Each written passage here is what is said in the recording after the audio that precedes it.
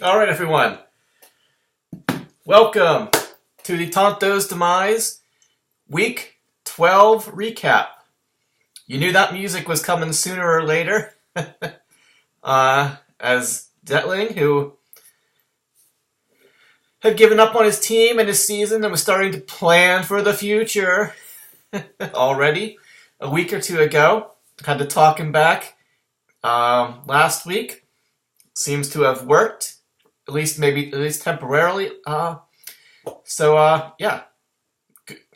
You're welcome, Matt, for lifting you back up and your team and getting them back on their horse and riding back through the gates of hell to get back on track here. You're the defending fucking champ.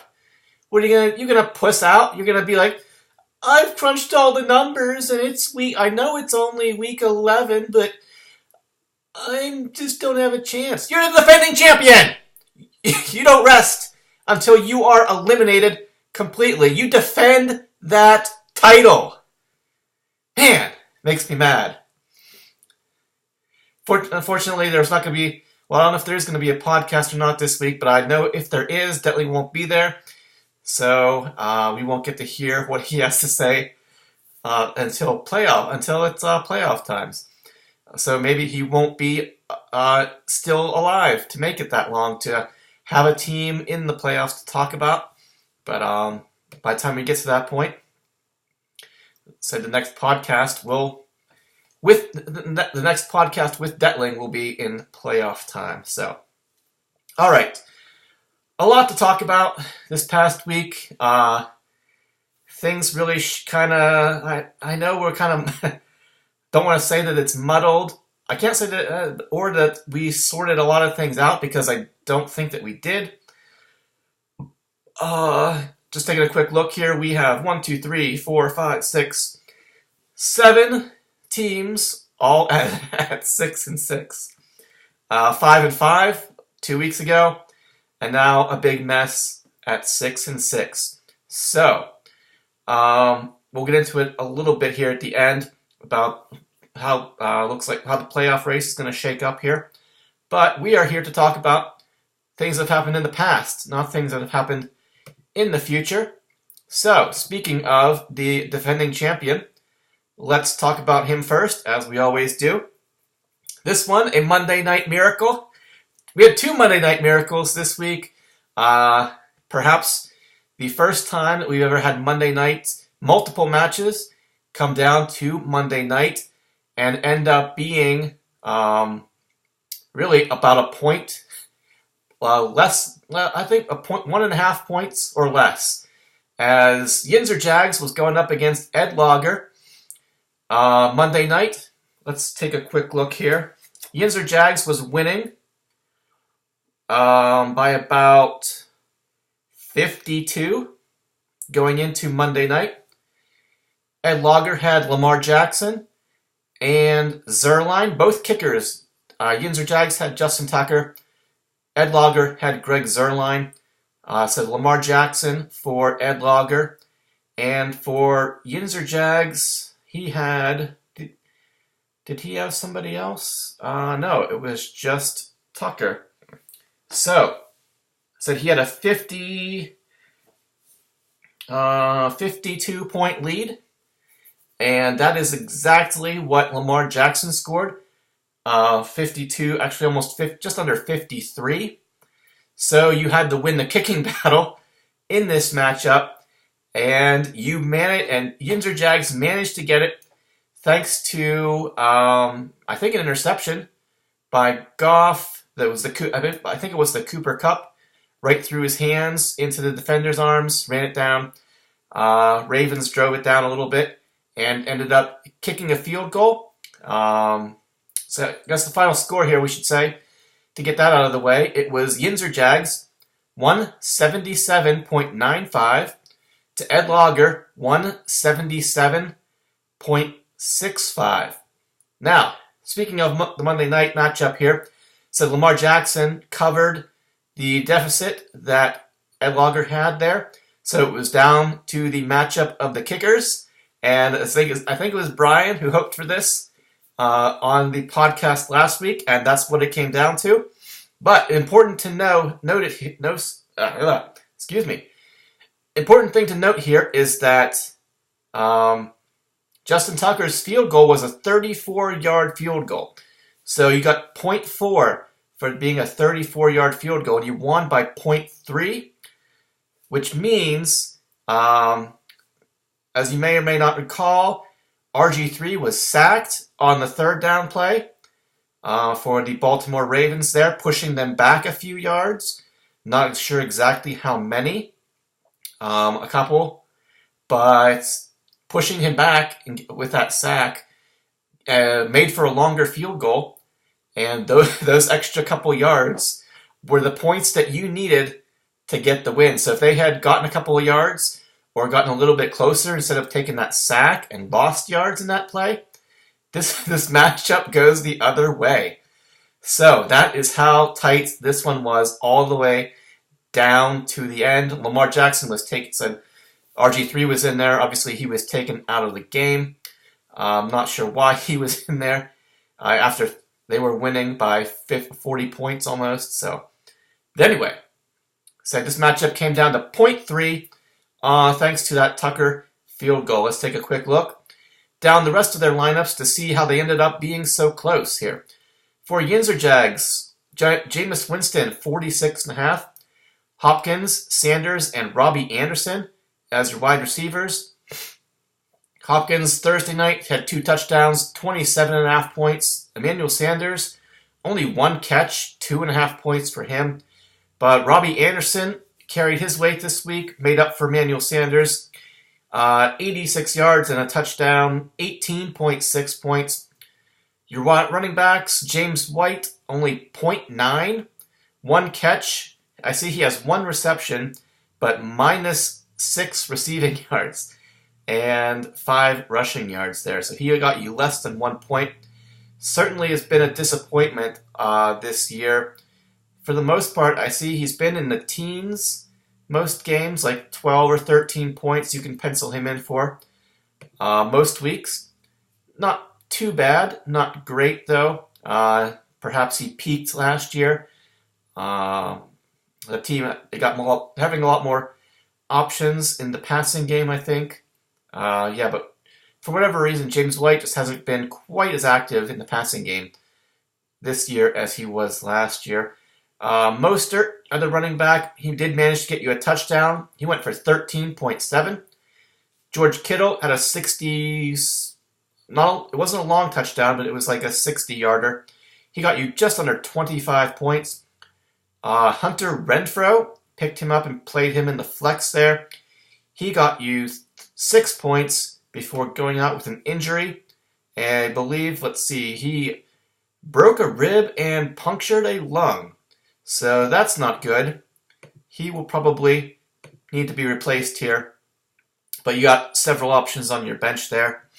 Robert Woods probably didn't want to risk putting him in the starting lineup and then having him not play on Monday night there for you. But you still got Freeman and Hooper, your Falcons there, hopefully coming back from injury to get you through the next week or two. Like I said, Tucker, he had that 34-yard field goal. He also had 6 PATs, so 9.4. And then the Cleveland Browns defense, Yahoo says 13. But its score actually must have been about 28 based on the numbers there. And just enough, again, to squeak past Ed Logger this week. Said Lamar Jackson had just under 53. His receivers, Tyler Lockett, James Washington, and Zach Pascal. Lockett, only 4.8 on 1 catch, much like Sanders, only 1 catch for him, but made up for by James Washington, who only caught 3 passes, but one of them was a 70-some yard touchdown. So he ended up getting you 21.8 with a long touchdown bonus there. Another difference here, you played Zach Pascal Thursday night in your other wide receiver spot, and he got you 0 points. Had to play him because I think you weren't sure if Sterling Shepard was going to play or not. Probably a risk I would have taken just to see how things played out on Sunday instead of Thursday. Because really any points from a wide receiver would have turned this matchup the other way. So that 0 ended up really hurting you here, obviously. I'm not sure if you were out of moves or not. But yeah, probably should have waited, said plug Shepard in there and waited to see until Sunday if you could have taken him out, plugged somebody else in there as an emergency, in an emergency, instead of having to take that 0. Of course, I don't think there was anything wrong with Pascal. Just don't know why they didn't even throw one pass to him this week. So all he needed was one catch. You kind of expect that better than that, but just how it goes sometimes. What can I tell you? Your running backs, Lindsay and Barkley, kind of quiet performances here from those guys. Lindsay, 7.8, and Barkley, only 8 points. Cook, your tight end, just under 22. Pretty good pickup there since he's been back from injury. Let's see, just under 100 yards and a touchdown. Kareem Hunt, he scored a touchdown, got you 12.5 points in the flex. Zerline, he got you, I believe the total was 7.8. And then Buffalo Bills defense did pretty well. Yahoo says 16, but we actually jumped you up about, 20 or so, based on the difference there, 23 maybe. So they were actually just under 40 is the score from Buffalo Bills defense there. So yeah, you got about 90 points or so from Jackson and your defense. But unfortunately, said again, that 0 really hurt you. The 5 from Lockett, Saquon Barkley only getting you 8. Really, that hurts. He had 2 catches, but only 1 receiving yard, I see. So, yeah, as we always say, anything pretty much in a matchup this tight, anything else different happens one way or the other, the matchup could have gone the other way. Unfortunately for Ed Logger, it did not fall his way. Both of you guys are now 6-6. Unfortunately for Ed Logger, he drops all the way down to 9th place, while Yinzer Jags currently just on the outside looking in to the playoff picture in 7th place. All right, we might as well talk about the other Monday night matchup while we're at it. That was Darkwing Jut going up against 10 XL entries. And let's see. 10 XL entries was finished going into Monday night. He had 157.7, while Darkwing Jut had 150. What was it? 155.9. So, Justin needed 2 points from his defense, 2 points from the Rams defense, and it was not looking good until the very end of the game. They managed to get you 3 sacks. Fortunately for you, you said you're going up against Lamar Jackson, who barely ever breaks that passing yard threshold, fortunately. And that's what saved you here this week for Darkwing Jut. He squeaks out the win here. He ends up with 158.9. So a 1.2 point margin here. Let's take a look at the rest of Darkwing Jut. He had Carson Wentz, put him in. Goff has been pretty awful this year. Ended up being the right call. Wentz hasn't been much better, but fortunately for you, I don't see any. I see him. He had 2 interceptions, but he did rack up 33 completions, so that was going to get you some points there. 42.5 points from Wentz. Your wide receivers, Mike Evans, Beckham Jr., and DJ Moore. Only 9 from Evans, but Beckham went for 20.5, while DJ Moore goes for 31.5 on 2 touchdowns and 126 yards. By far, by 10 points or so, his best performance of the year. he's actually quietly been pretty steady. Taking a look at his game log, he's been in the teens pretty much every week except for 2 this year. So yeah, quietly, DJ Moore has been a pretty steady performer for your team there, Darkwing Jet. Running backs Tevin Coleman and Carlos Hyde, 13 for Coleman, 6.5 for Hyde. Ebron, your tight end, 8.5 points, but I see he now has an IR tag next to his name. So that means you are probably going to be going without him going forward. You have to cross your fingers and hope Evan Engram gets healthy. Or I see you have Gesicki from the Dolphins there also on your bench. So we'll see what happens here in the next week. Whenever everything is on the line. The flex Singletary, over 100 yards, 15.5 points from him. Kicker, Marr from the Cowboys. Looks like that was all the points the Cowboys scored this week was field goals. Even though it was tough conditions, he ended up with about 8 points. And then again, the Rams defense got you 3 points. The most crucial 3 points you'll ever get. Anyway, 10 XL entries. Let's take a look at him. He had Deshaun Watson in this week. He went for just under 40. His 3 receivers, Devontae Parker, Michael Thomas, and Golden Tate. 15 for Parker, Thomas 26, and Tate about 12.5. Running backs, Balaj from Miami, 3.5. Sony Michel, 8.5. Fells, the Texans tight end, 3.5. Will Fuller, another Texan there, 21 points even from him.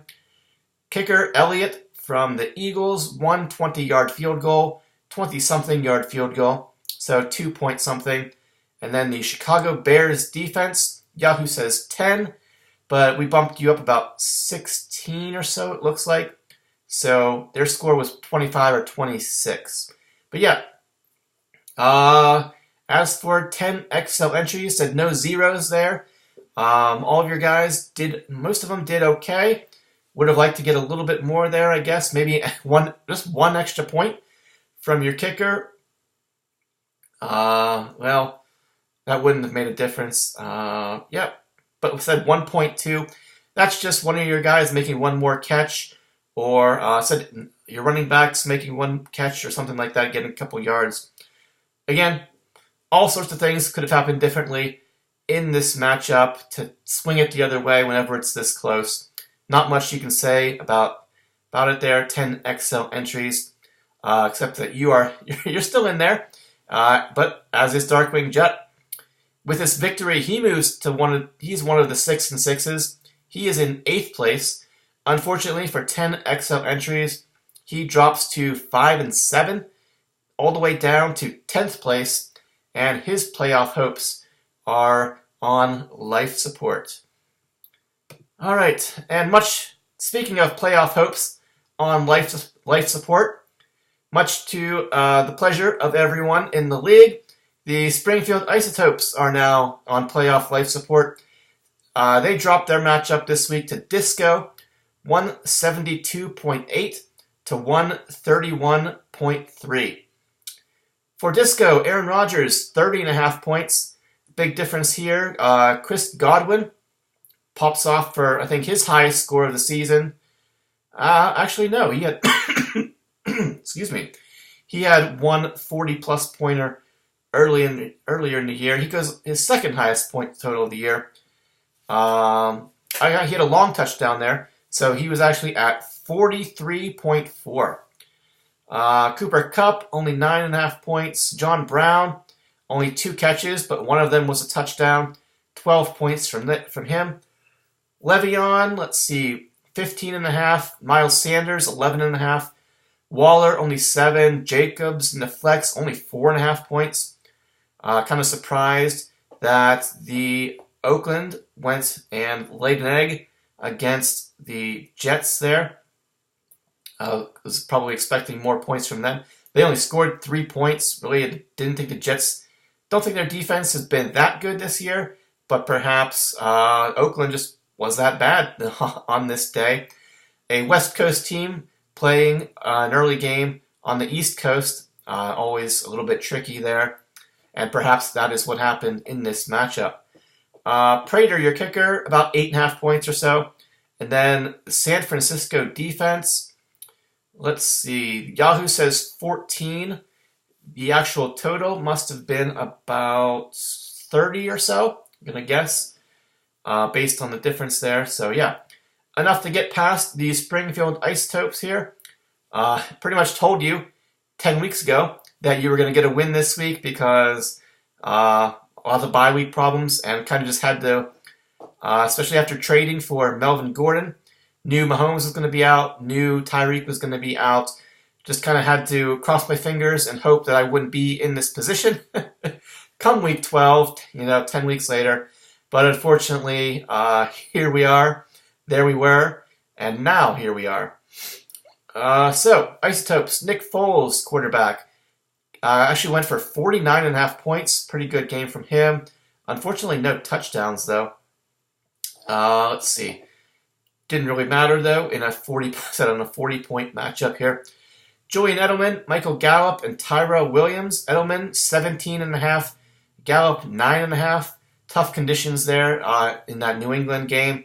Unfortunately, perhaps led to some lower than expected point totals there. Maybe the same thing in the Jets game there. Not sure what the weather was like there.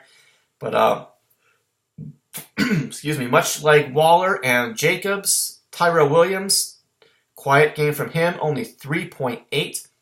Same thing from Aaron Jones this week, only 3.8 against San Francisco. Green Bay couldn't do anything in that game. So Jones, not even one catch in this game, really nothing. They could not get anything going, unfortunately. Tariq Cohen, 12.5 points. Doyle, 5.8. Another surprise for me was Samuels in the flex. No James Conner this week. Hoping for a decent game, especially going against the winless Bengals. But man, Samuels only manages 6.2 points this week. Lambeau goes for about 9.5 points. And then the Saints defense ends up getting pretty much all they can handle against Carolina Panthers. Give up too many points, ton of yards there. Yahoo says 7. I believe the actual total was 13. So yeah, a lot of single-digit scores here, pretty much except for quarterback for the Isotopes this week. And that is not going to get it done. A low score this week, especially hurts since the playoff race looks like it's going to come down to point totals. They're going to be very important here after this coming week. And this was a most inopportune time for the Isotopes to score a low point total there, unfortunately. So we'll see what happens. Anyway, let's see. Sorry, got distracted there. Foy was sending me a text. Doesn't he realize it's too late at night to be sending people text messages? Anyway, Disco, he moves up to 6-6. He is actually all the way now up to 5th place. And the Springfield Isotopes dropped to 5. It hurts to say this. 5-7, all the way down to 11th place. Oh, man. Anyway, we got Dub C Hooligans up against the Mighty Midgets. Mighty Midgets were trying to get win number 7 and give the Hooligans loss number 7. Unfortunately, he couldn't do it this week. Both of you guys are now jumbled into the 6-6 mess as the Dub C Hooligans get the win. 181.7 to only 106.25. Wow, for the Mighty Midgets this week. Dub C Hooligans. Whoops. Hooligans go for Tom Brady, 30 points. Chark, Samuel, and Gage, your wide receivers, 10.8, 5.9, Gage, 15.6. Wow. I don't even know this guy's first name. Russell Gage, or why he is maintained a steady position in your starting lineup here. But then the big factors here in this matchup, we got Melvin Ingram, thinking about the Chargers there for some reason. Mark Ingram, just because I think reading Football News a little bit earlier today. Mark Ingram, he goes for over 100 yards, 2 touchdowns, 27.8. Jonathan Williams, big spending spree there to get him off the waiver wire last week.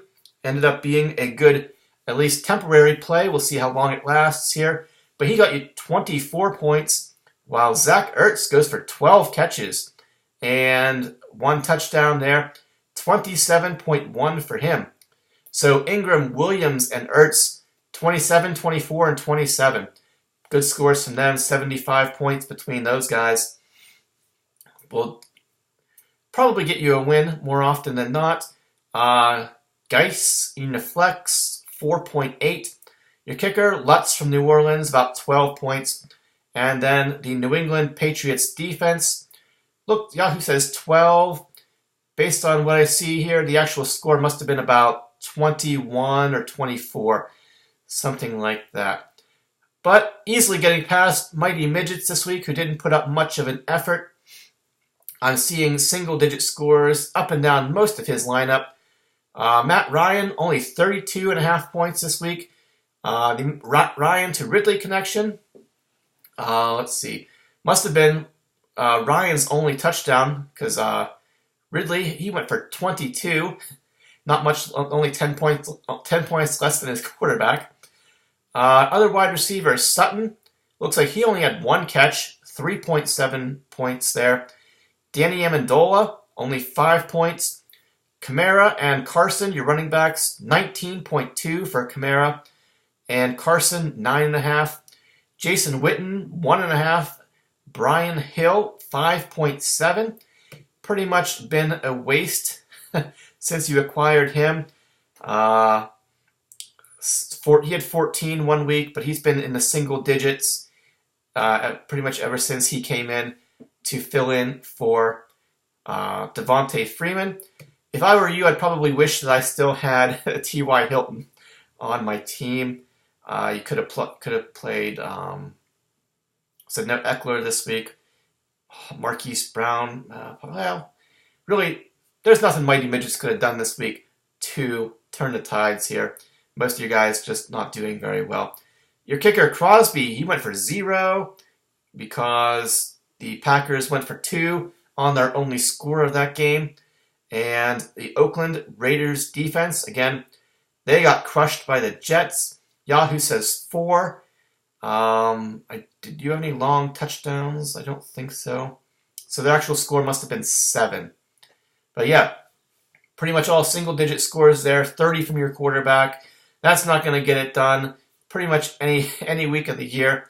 Only 106 points there, unfortunately, for Mighty Midgets. However, Mighty Midgets, don't be upset because you are still in 4th place at 6-6, while Dub C Hooligans 6-6. He jumps back into the playoff picture. He is currently in there at 6th place. Interesting. All right, then we had another matchup, a Monday night matchup that ended up being a lot closer than I thought it was going to end up being. As Gags to Riches went up against Shawshank Athletics. Let's see. Gags had Gurley left to go. And Josh, the Shawshank Athletics, had Mark Andrews and the Baltimore Ravens defense. So, Gags, his lead was about 44 points, and Josh ended up getting 42 of those 44 points. So even if Gags had been done and didn't have Gurley, he still would have managed to squeak out a win in this matchup. So yeah, it ended up being a lot closer than I thought it was going to be. Let's take a look at Gags. He had Daniel Jones go for 37 points. His wide receivers, Julio, Jarvis Landry, and Davante Adams. Julio goes for 11.8. Biggest factor here probably, Landry, just like Odell Beckham Jr., pops off this week at home against the Dolphins, his former team. He went off for 10 catches, almost 150 yards, and 2 touchdowns. 36.8 points for him this week. Let's take a quick look. His previous high score was 24. He's got mostly, it was 27. He's been mostly around 12 points or so.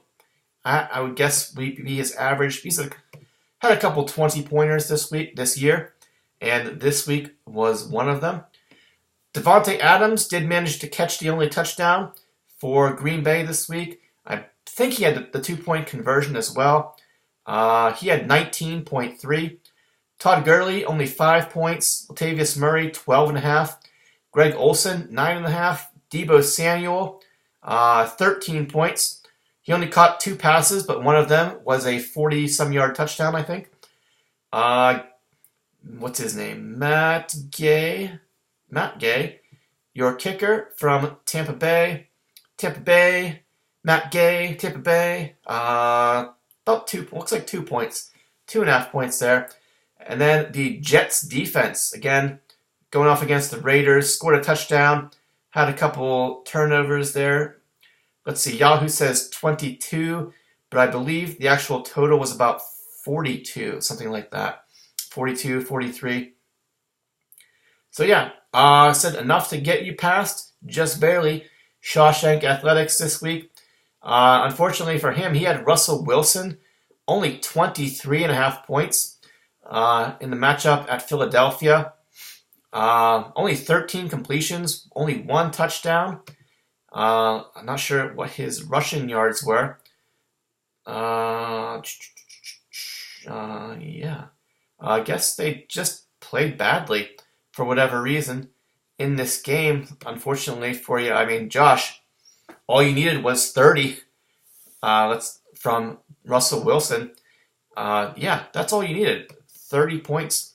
And Russell Wilson has this was his lowest score of the whole year. Russell Wilson.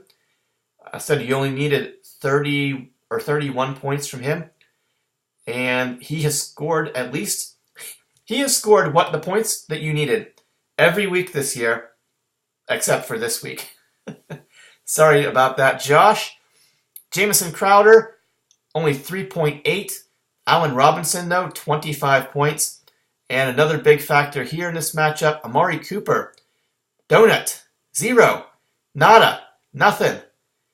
Kind of a surprise. I mean, you knew that Gilmore from the Patriots would be all over him, but still, thought he would manage at least one or two catches here and there. He had one near the end of the game, I think, a diving catch that ended up hitting the ground.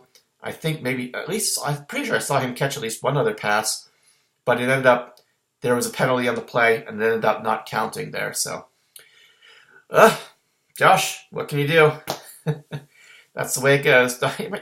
You're still in 3rd place, so don't be too upset. You're probably still getting in.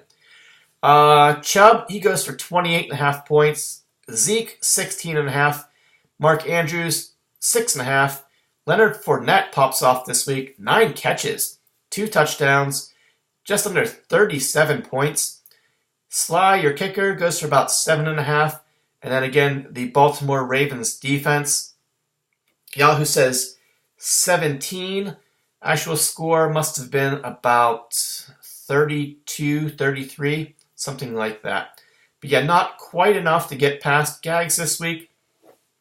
One of you was going to get win number 7, and it went from Gags to Riches. He moves up to 7-5. He is now in 2nd place. Although Shawshank Athletics, even with this loss, you are 6-6, but you are right behind him in 3rd place. All right, and then the last matchup, probably the least exciting of all the matchups this week. Hillbillies on PCP, cruising through the season, tried to get past the last place team, Possum Magic, who out of moves, out of transactions, past the trade deadline. He ended up starting no tight end this week. Hillbillies on PCP started no kicker this week. Almost started no quarterback, but I doubt he would have gone quite that far. And it would have turned this matchup the other way. But I really, if anything, for the sake of sportsmanship, I don't think Hillbillies would have gone quite that far as to not start a quarterback, even though the defeat would not have changed things too much for him in this grand scheme of things here. But anyway, Hillbillies on PCP, he does get the victory, 155.95 to Possum Magic, 130.35. For Hillbillies, no Cousins this week, no Dalvin Cook, so he picked up and played Driscoll, the Stafford's backup. He got you 31.5 points. Galladay, 10 points. Metcalf, 6.5. T.Y., 4.8. And his return from an injury, still not sure. Looking kind of questionable for him.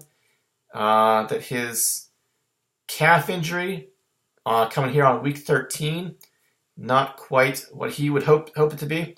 But then again, Hillbillies on PCP, you pretty much are on cruise control to week. Nothing matters here really till week 15 for you, assuming that you get a bye week. Weeks here. This week 12 didn't really make much of a difference to you. Week 13, you don't really care what happens. Week 14, pretty much just hoping that your guys who are injured currently get healthy, and your guys who are currently healthy don't get injured. Anyway, so that's probably enough time for T.Y. Hilton, if he doesn't play the next week or two, to hopefully, for your sake, recover from his injury and show up for you in the playoffs here. Let's see, McCaffrey, 34.3 again from him. Derrick Henry goes off for another long touchdown. He gets you pretty much the same scores, thanks to the long touchdown. 34.5. So almost 70 points. No Dalvin Cook, no problem. Henry jumps in there with 34 of his own. Vance McDonald, 1.1. Josh Gordon, one catch for 10 yards, so 2 points. Zed Bailey, he was out this week. Instead of using a transaction, you decided to just not play a kicker this week. Ended up not working out okay for you. And then the Steelers defense, Yahoo says 16. Actual score must have been about another 16, 17 or so. Not quite 20, 18 or so. They were close to 33, 34, something like that against the Bengals there. So 30 for your quarterback, 30 from both your running backs, and about 30 from your defense. Enough to get past Possum Magic this week. Speaking of 30s, he goes for 130. He had Drew Brees go for 57.5. His receivers, Cole Beasley, Marvin Jones, and Terry McLaurin. 19.5 from Beasley, Marvin Jones, 9.5, and McLaurin, 12.2. Mixon, your running back, 7.9. No catches, no touchdowns. Only 79 rush yards. Adrian Peterson, 5.9. 0 for the tight end because there was nobody there. And Lazard, the wide receiver from Green Bay. Let's see. He actually had 21. He scored 3.8. 2.1 of those points coming on a rushing attempt. Or rushing yards, at least. Maybe he had more than one attempt. But anyway, most of his stats came from rushing, a wide receiver there. Anyway, Carlson, your Oakland kicker. Again, they only scored 3 points off of his foot, so about 3.5 points there. And then the Colts defense, they lost on Thursday night, I believe. 10 from Yahoo, what Yahoo says is actually the correct score. Take a look at Possum's bench here. Really nothing he could have done. His He had a bunch of people on bye or else out injured this past week. So yeah, there wasn't much that he could have done differently. So Hillbillies on PCP get the win. He stays in first place. Win number 9. He's in first place, 9-3. Possum Magic, he drops to 4-8. He is in 12th place. And unfortunately,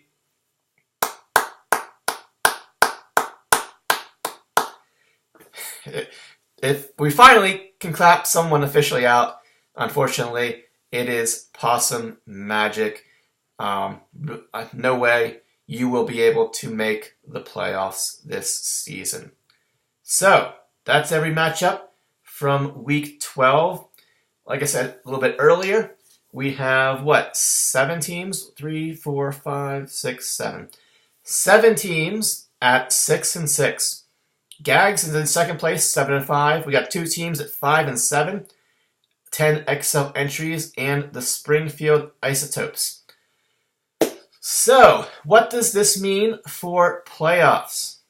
Week 13, last week of the regular season. So, I believe, said second place from Gags to Riches. Even if he loses this week, he will be in. He's actually going up against the Mighty Midgets, who is right on his tail at 6-6. And as strange and crazy as this may sound, from Gags to Riches and Mighty Midgets going head to head this week, both teams have an exact point total of 2,131.95. Both teams exactly the same point total. Bizarre and quite interesting there. But anyway, for Gags to Riches, Mighty Midgets needs this one to make the playoffs and get win number 7. Said if he would win, he could. That means both of you would be 7-6. He might be able. He would. Said since your point totals are exactly the same, he would knock you out of that number 2 position there. If he gets the win, if Gags to Riches gets the win, he'll definitely be in the playoffs. But I think even if Gags loses, he will be in the playoffs no matter what at 7-6 because his point total will be higher than most of the people below him who will be either 7-6 or 6-7. So let's take a look. So all of these 6 so that's basically, here's how we're looking at it from here. Hillbillies and Gags, we're pretty much penciling those in. Those 2 guys are in. That means we have 4 more playoff spots left to go. Now, all these 6-6 teams, and we have here at week 13, Disco versus Dub C are playing each other. They are both 6-6. And we have Shawshank Athletics versus Yinzer Jags. Both of those teams are 6-6. Those are the 2 matchups of 6-6s playing each other, which means one of those teams is going to get, from one team from each matchup is guaranteed to get win number 7. So that pretty much takes up 4, that means 4 playoff spots. We got Brian, Gags, and either Disco or Dub C, and then Detling or Josh. So that's 4 of 6 playoff spots.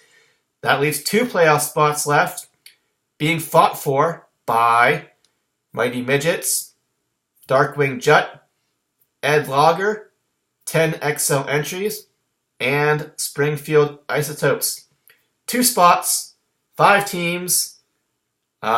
So the rest of the matchups, so Darkwing Jut, he's trying to get to 7-6. He's going against the Springfield Isotopes, trying to get to 6-7 and hope to somehow spring their way into a playoff spot. However, I believe the only possible way for the Isotopes to make it at 6-7 would be to have a huge score this week, like 250 points, because way too far behind in overall point total to, I think, bounce ahead of anybody else who could end up, if there is a team that makes it at 6-7 here. So then we said we've got Possum Magic going up against 10 XL entries. Possum's out, but 10 XL entries. Best he can hope for is 6-7, and hope that his point total could be big enough to get him perhaps the last playoff spot. But it's not looking too good. Just much like the Isotopes, you're still down there in overall point total. Not said going to be difficult. Assuming that a 6-7 team makes the playoffs, who is it going to be? I don't know, because I said if Mighty Midgets ends up 6-7, or Shawshank Athletics, it would probably be one of those two because they're far enough ahead in overall points there. So 10 XL entries. Again, he's playing Possum Magic, hoping to get a win and for a miracle to fall his way, but it's not looking good. Much like said Springfield Isotopes and 10 XL entries, you are in a really, really rough spot this week. You're probably done, but there's still a tiny glimmer of hope.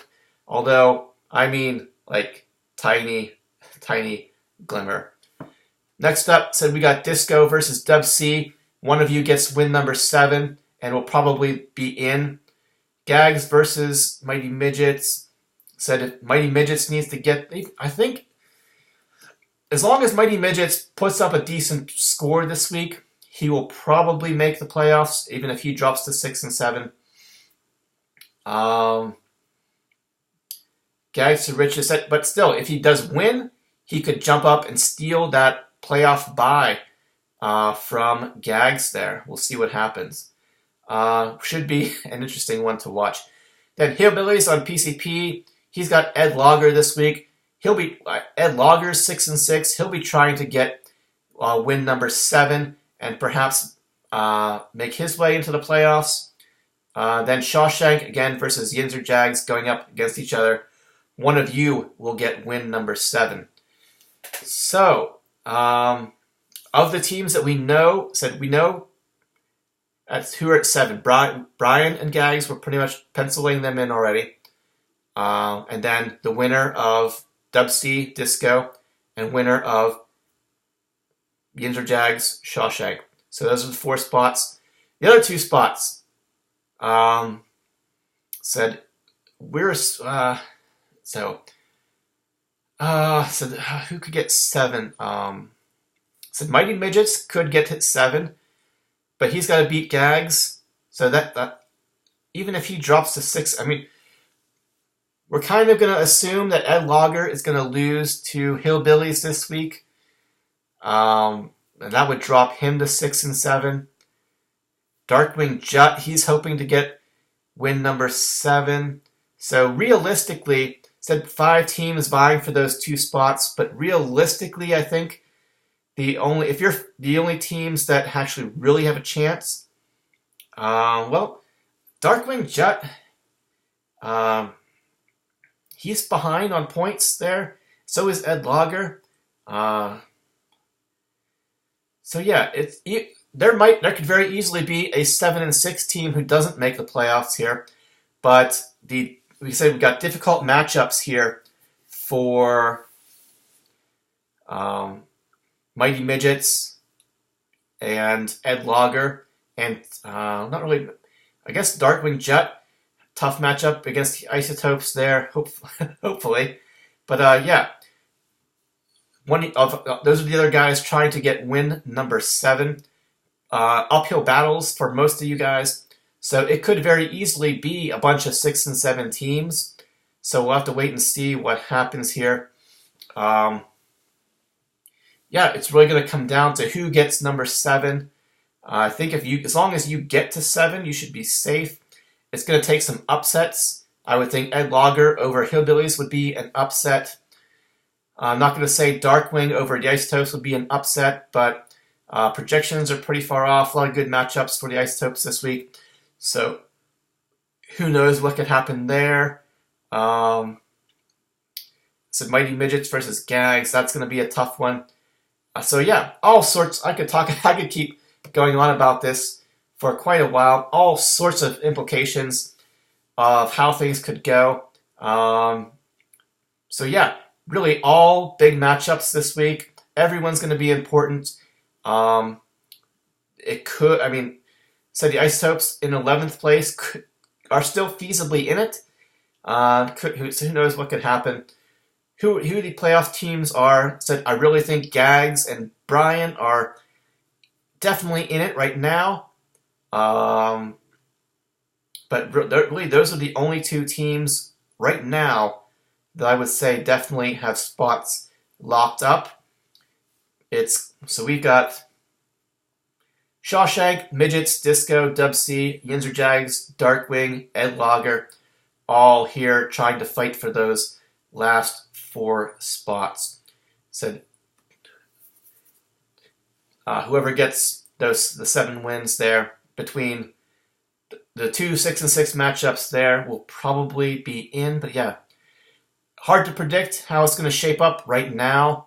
If I had to predict the 6 teams who make the playoffs right now, I'm going to go with Hillbillies, Gags, I think the Midgets will still get in even if they lose. So that's 3. Josh, I think, is still going to get in. He might, even if he loses, he might get in. Let's see, Dub C versus Disco. I'm going to go with Disco. And then I think Ed Lager doesn't make it. I don't think. So then I guess it would maybe, let's look. Based on the point totals, so yeah, Josh, even if you lose, I think you could make it at 6 and 7. That would mean Yinzer Jags get in, and that would be the number 6 team there. So Brian, Gags, Josh, Jim, Disco, Detling. Brian, Gags, Jim, Josh, Disco, and Detling is my guess right now. So we'll see. We will see how things shake out here in week 13. Just take a quick look here, see what the projections are for these matchups. So Disco versus Dub C. Disco is projected to win by about 14. Take a look at the matchups. Baltimore versus San Francisco. That could be a little bit tricky for you. San Francisco, but then he's got San Francisco's defense at Baltimore. That could be tricky as well. Mostly pretty good matchups here for Disco. So I'm going to predict that he wins that matchup. And then we had Yinzer Jags versus Shawshank. Shawshank currently projected to win by about 18. Russell Wilson playing against Minnesota. That could be a little tough. But then again, he's home. Amari Cooper at home on Thanksgiving, but it's against Buffalo. That's been a tricky matchup. Their defense has been tough this year. Zeke, you also got Zeke going against Buffalo. So if anything is going in Detling's favor this week, I'm going to guess if he's able to get a win, it's going to be because the Cowboys underperform against the Buffalo Bills defense there. So for Detling, he's got Hopkins going up against New England. Probably will get shut down by Gilmore, but you never know. Kittle's at Baltimore. Emmanuel Sanders is at Baltimore. Tough matchups there. So yeah, some tough defense. So the Cowboys going against the Buffalo Bills defense. That's going to be an important factor in this matchup. And then the Baltimore versus San Francisco matchup, as Shawshank has the Baltimore defense and Mark Andrews, while Yinzer Jags has, Kittle and Sanders. Looks like Devontae Freeman is going to be back, so you won't need to start Mostert this week. So yeah, those are going to be the two matchups to watch in this matchup. The Thanksgiving, Cowboys versus Bills, and then Sunday, Ravens versus 49ers. Will be highly influential on how this matchup shakes out, though.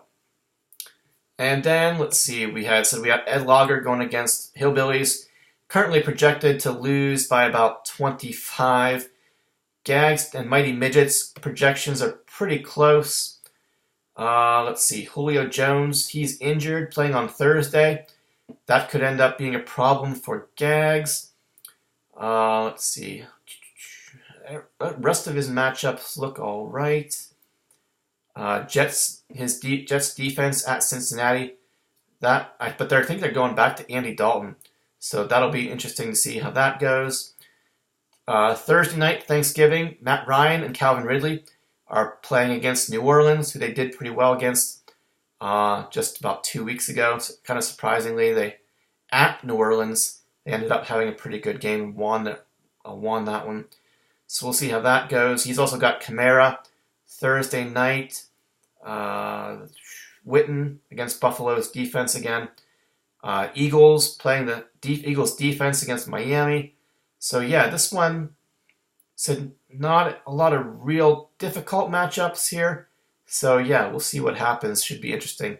Said if Mighty Midgets can upset Gags this week and knock him off, he could potentially steal that number 2 playoff spot here. So, and then we have the Kitchen of Love matchup, as Justin trying to get to 7 wins and perhaps a playoff spot, going up against the Isotopes, who are trying to play for pride mostly. Perhaps somehow get into the playoffs at 6-7. Currently about a 17 point projected win for the Isotopes. Darkwing hoping that Evan Engram comes back this week. Let's see, he's got Carson Wentz versus Miami. That could be good. Tevin Coleman against Baltimore. That would be a little bit tough there. But the only thing is a lot of good matchups here for the Isotopes. Chiefs going against the Raiders. Edelman against Houston. Gallup against Buffalo. That'll be kind of tricky. We'll see. It depends probably what how much attention they give Amari Cooper there. Aaron Jones versus the Giants. Perhaps a bounce back game for the Packers after they really were awful last week. Perhaps Aaron Jones pops off for another big game. Gordon, Doyle, now that there's no Ebron, perhaps he will bounce back a little bit. Cohen at Detroit. Detroit might be playing their third string quarterback, who they might even just sign somebody off the street and throw him out there this week. So hopefully the Bears can feast in this matchup. Maybe Cohen can punch in a touchdown or something like that. But yeah, said Saints defense versus Atlanta. Really only said Gallup versus Buffalo is the only unfavorable matchup here for the Isotopes. So yeah, Darkwing Jet's going to have his hands full, but we will see how things shake out. So yeah, approaching an hour here. That's good enough for me. Not much more that I could say that I haven't already said about how interesting Week 13 is going to be. The guys to make the playoffs. I'm already expecting I'm expecting nothing here. So I'm already like meh. Pretty much starting to look on to the off season and thinking about Thanksgiving and Christmas and not really caring anymore. So anyway. Thanks to everyone who listened or watched, assuming you made it, whoever made it this far. May we have a wonderful, wild, wacky Week 13. We will pray for no injuries to any of our teams. hopefully, and that everybody's team meets or exceeds expectations, and we have a great final week of the regular season. Can't wait to see who all makes the playoffs and who doesn't. It's going to be interesting. Let's see, who is the Monday night game? Who comes down to it? I think it was I want to say the Vikings versus somebody. Monday. No Mondays not match up. Monday. Who is the Monday night game this week? Why can't I find anybody who is on Monday? Okay, Vikings, Seahawks. So not a whole lot of fantasy players from those teams. From the Seahawks, Russell Wilson, Carson, Lockett, Thielen. I don't know if he'll be back. Diggs, Brian, pretty much rolling with Cousins here on out. Cooks there. So yeah, the matchups we won't really know for sure probably until Monday night. Would be probably 10 XO entries. Disco versus Dub C. Looks like no Monday nighters there. So we'll know how that one's going to play out. Let's see. Midgets versus Gags. He's got, I know, Carson. So he will have one guy Monday night. That's the only one for this matchup. Shawshank versus Yinzer Jangs. Said Shawshank's got Russell Wilson Monday night there. Who does Detling have? No Monday nighters on his lineup. And Hillbillies, of course, he's got Cousins and Cook on Monday night. We'll see what he is able to do. Ed Logger, of course, has Diggs there. So Cousins to Diggs could be a problem for Hillbillies there. But yeah. He's got the kicker too. So yeah.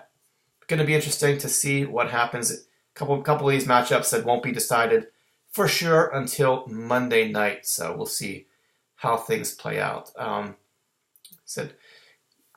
Hillbillies on PCP. So I know he's got McCaffrey and Cook and Henry there, his big three. But since Stafford looks like they might be sitting him, who knows how long. I really think that is going to be the thing that takes down if Hillbillies on PCP go down this year. It's going to be because Kirk Cousins, his reliance on the Vikings offense, their quarterback, Cook, and their kicker. Cousins goes out here and said no Stafford. He goes out and lays a stinker. Cousins, which he is very possible that he could go out and do that. Said week 15, they're at the Chargers. Chargers defense, they did pretty well against the Chiefs a week or two ago. Said that I know because it hurt me. And yeah, week 15, they're at that will be a very interesting thing to look forward to. How Kirk Cousins and Cook they play at the Chargers. That's going to be interesting.